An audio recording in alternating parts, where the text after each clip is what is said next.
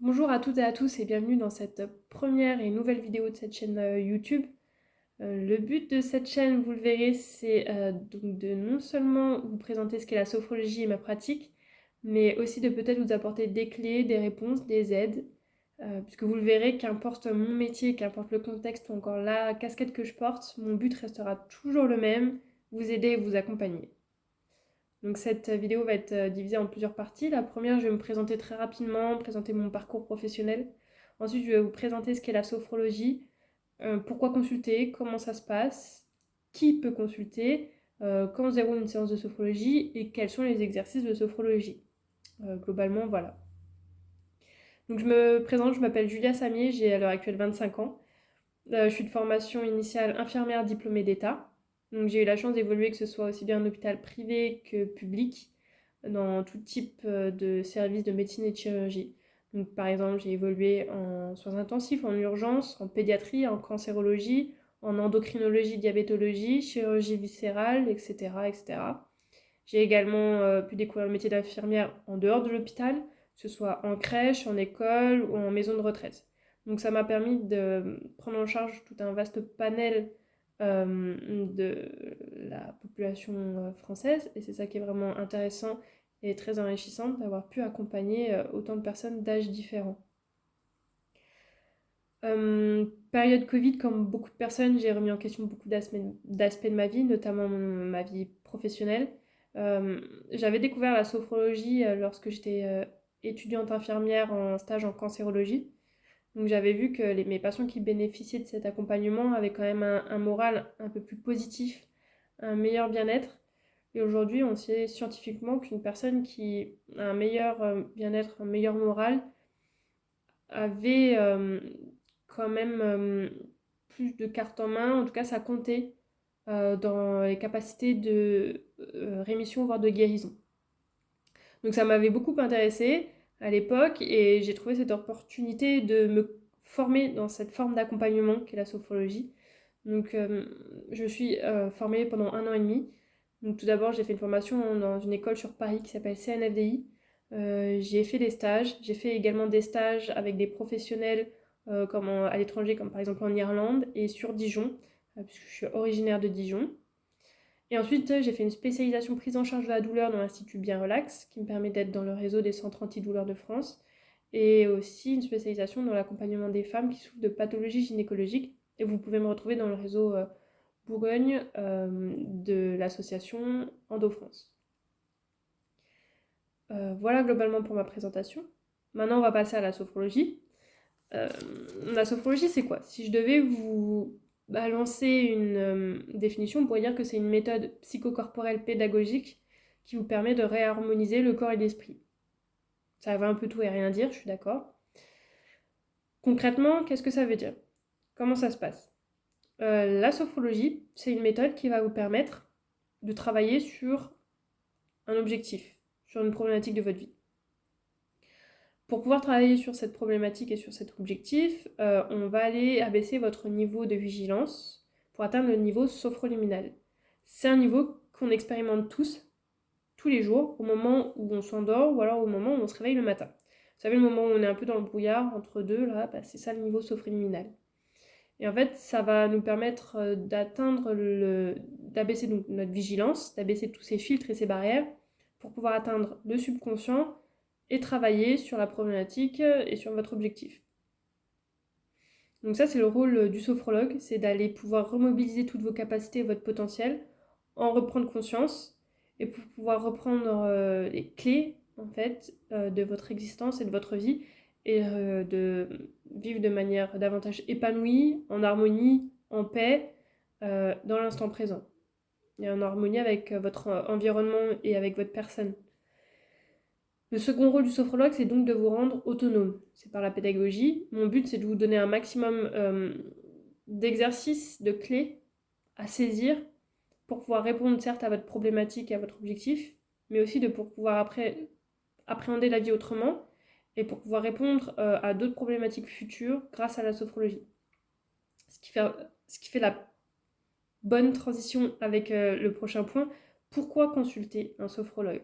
C'est ça qui est génial. Comme on travaille sur les compétences et le potentiel de chacun, on peut consulter un sophrologue pour plein de raisons différentes. Vous pouvez consulter un sophrologue pour des problèmes de sommeil, soit d'endormissement, d'insomnie, de réveil nocturne, etc. Pour préparer mentalement un événement, comme par exemple un événement sportif, un entretien d'embauche, un examen scolaire ou professionnel, un accouchement, permis de conduire, prise de parole en public, etc. etc. Vous pouvez aussi consulter un sophrologue pour apprendre à gérer une phobie ou une addiction, pour mieux gérer son stress, mieux gérer ses émotions, apprendre à gérer la douleur. C'est très intéressant dans le cadre des pathologies et des douleurs chroniques. Vous pouvez aussi consulter un sophrologue dans le cadre d'une pathologie type cancer ou d'un handicap ou d'un traitement assez lourd, pour pouvoir libérer des tensions, instaurer du calme, voilà, etc., etc. C'est bien sûr une liste non exhaustive. Tout le monde peut consulter un sophrologue à partir de 4 ans, parce vous le verrez, on mobilise une certaine capacité de visualisation et on estime qu'avant 4 ans, c'est un peu plus compliqué. On peut faire des exercices de relaxation, de détente, etc. Mais c'est pas vraiment de la sophrologie à proprement parler. Donc tout le monde peut consulter à partir de 4 ans. Femmes, hommes, femmes enceintes, donc enfants après 4 ans, adolescents, personnes âgées. C'est ça qui est bien, c'est que vraiment tout le monde peut être aidé. Si on devait parler de contre-indications, j'en citerai 2. C'est les pathologies psychiatriques type psychose et les démences. Je m'explique. Quand il y a un besoin de capacité de visualisation et de contact avec la réalité, par définition, les psychoses, il y a une perte de contact avec la réalité.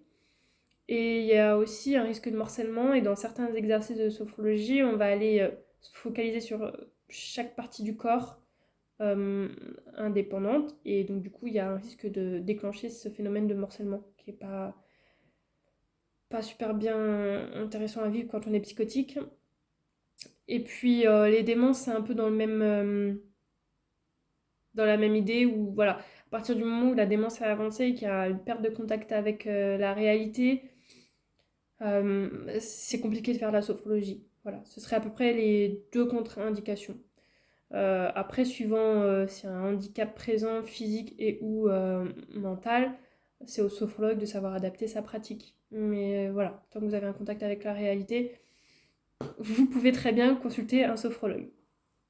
La sophrologie, elle se fait à la fois en accompagnement individuel, mais aussi en accompagnement de groupe, donc groupe de particuliers ou groupe en milieu professionnel, en entreprise, en milieu scolaire, en établissement de santé, en milieu associatif, etc. Comment ça se déroule une séance de sophrologie? Je vous donne l'exemple d'une séance en individuel. Il faut savoir qu'il y a 2 types de séances. Il y a la première séance et il y a toutes les autres séances. La première séance, elle est un petit peu plus longue, elle dure 1h30. Pourquoi elle est plus longue? Parce que je vais passer une première partie, déjà à vous accueillir, puis à vous poser des questions dans le respect de la confidentialité pour apprendre à vous connaître, comprendre pourquoi vous venez consulter et pour comprendre aussi votre contexte et votre environnement de vie, professionnel, personnel, social, familial, etc. Ensuite, je vais vous aider à poser un objectif que vous voulez atteindre grâce à la sophrologie et à mon accompagnement sophrologique. Une fois qu'on aura vu aussi les modalités d'atteinte de cet objectif, on va réaliser ensemble les premiers exercices simples de base de la sophrologie qui seront non spécifiques à votre problématique, mais pour que vous puissiez comprendre ce qu'est la sophrologie et vous approprier les exercices et que vous sachiez un petit peu où on va. Voilà. À l'issue de cette première rencontre, moi de mon côté, je vais construire un protocole, parce qu'il y a plusieurs protocoles dans la sophrologie. Moi, je vais choisir celui qui est le plus adapté à vous et vraiment construire un protocole sérieux, mais aussi adapté à vous, à votre personne, à votre problématique et à votre contexte de vie.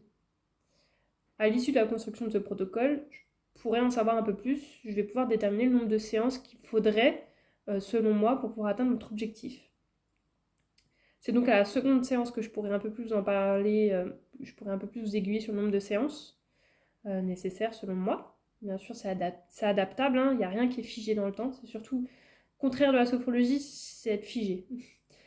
Et ensuite, il y a les autres exercices de sophrologie, qui durent en moyenne 1 heure chaque séance. Et là, il va y avoir un premier temps d'accueil, d'écoute, d'échange, où on va pouvoir échanger, vous allez pouvoir me poser des questions si vous en avez, apporter des remarques, me décrire un petit peu vos ressentis, votre pratique à domicile. Je vais revenir sur ça très prochainement. Ensuite, on réalisera les exercices que j'aurai choisi, déterminés et adaptés en fonction de où on en est dans le protocole, en fonction de votre problématique, de votre personne et de votre contexte de vie. Et ensuite, il y aura un dernier temps d'échange où vous pourrez, si vous le souhaitez, me décrire vos ressentis lors de la séance, me poser des questions, apporter des remarques, etc. Les exercices de sophrologie, il y en a deux types. Il y a les exercices de respiration dynamique, qui sont des exercices où on va allier des mouvements doux du corps à des mouvements respiratoires, donc inspiration, plus ou moins rétention d'air, expiration. Le but de ces exercices de respiration dynamique, ça va être de prendre un temps pour vous, de vous créer une bulle pour pouvoir vous concentrer uniquement sur vous-même et vos ressentis corporels. Ça va commencer à détendre le corps, mais aussi l'esprit. On va pouvoir stopper un peu les pensées parasites et commencer un petit peu à baisser le niveau de vigilance.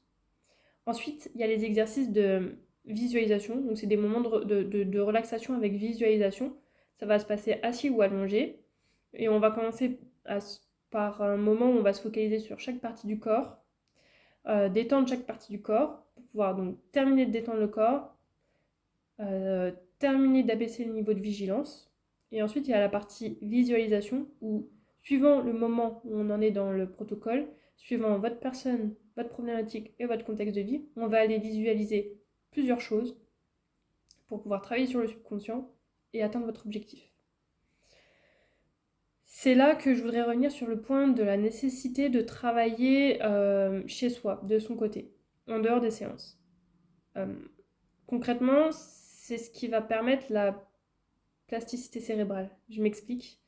La sophrologie et la répétition de la sophrologie, des exercices et de la vivance de la sophrologie, ça va vous permettre de créer des nouvelles connexions neuronales et du coup de changer un petit peu votre façon de fonctionner de votre cerveau. Et c'est ça en fait qui va déterminer l'atteinte de votre objectif. Ça s'appelle la plasticité cérébrale. C'est la répétition des exercices qui vont créer des nouvelles connexions neuronales. En fait, on va venir déprogrammer et reprogrammer votre cerveau pour non seulement pouvoir atteindre votre objectif, mais aussi pour pouvoir, le but de la sophrologie, grosso modo, c'est quand même de voir la vie autrement, de manière un peu plus positive, d'être davantage en harmonie avec soi-même, et de s'écouter plus et vivre plus dans l'instant présent. C'est quand même chouette comme objectif. Ne vous inquiétez pas, mon rôle aussi en tant que sophrologue, c'est de vous donner un maximum de petites idées, de petits tips pour que ces exercices soient fun à intégrer dans votre vie. Et parce que voilà, le but du sophrologue, c'est d'améliorer votre vie, hein, pas de la compliquer. Donc voilà, mon but, c'est aussi de vous donner plein d'idées pour que cette mise en application d'exercices soit non chronophage, soit ludique et fun à faire. Donc par exemple, faire quelques exercices de respiration dynamique le matin ou le soir sous la douche, ou pendant les séances, vous aurez le droit sans aucun problème d'enregistrer les exercices de visualisation. Et le soir, par exemple, au lieu d'aller scroller sur TikTok, bah, peut-être écouter un exercice de visualisation pour vous endormir. Parce qu'on sait qu'à ce moment-là, vous êtes en train d'abaisser naturellement votre niveau de vigilance et que votre subconscient est plus facilement atteignable et du coup, on peut plus facilement travailler dessus. Voilà, c'est des exemples parmi tant d'autres. Donc voilà, j'espère que cette première vidéo vous aura plu. N'hésitez pas à liker la vidéo, vous abonner à cette chaîne, laissez un petit commentaire si vous avez des questions ou des remarques. Je serai très heureuse de lire vos petits messages. Vous pouvez me retrouver sur les réseaux sociaux, donc sur Pinterest à Julia Samier Sophrologue, sur LinkedIn, pareil, Julia Samier Sophrologue, sur Facebook, Julia Samier, et sur Instagram, Julia-SMR21.